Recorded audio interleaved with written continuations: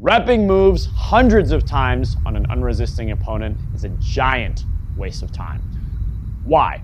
Well, I only have limited amount of time in training. Once I know the mechanics of a move and I've figured out the mechanics of a move on an unresisting opponent, there is no reason why I should just continue repping that move on an unresisting opponent.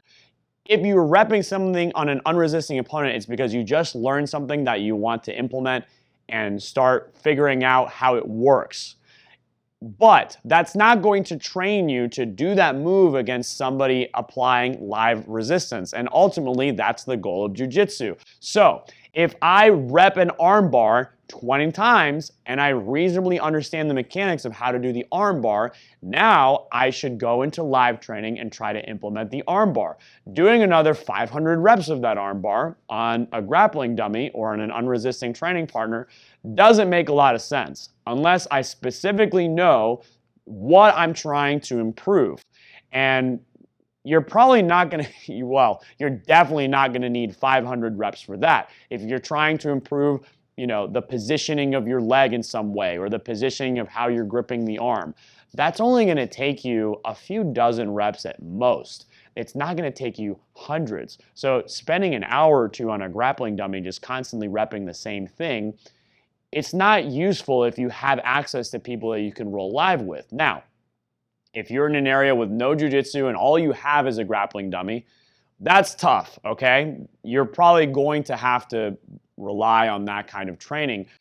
But I would even recommend, look, buy some mats, get it shipped to your place, and find one other person that you can rep moves on and drill with. That's going to be far better towards getting you better jiu-jitsu than just repping things on a static, unresisting opponent or a grappling dummy. So again, when our goal is to implement things live as effectively as possible against a resisting opponent, you will not learn how to do that and deal with the nuances of how people are going to resist your implementation if you don't roll live and you don't try to implement it live, okay? So once you have a basic understanding of the mechanics and you can do it easily, that's it. You don't need to continue repping the move forever.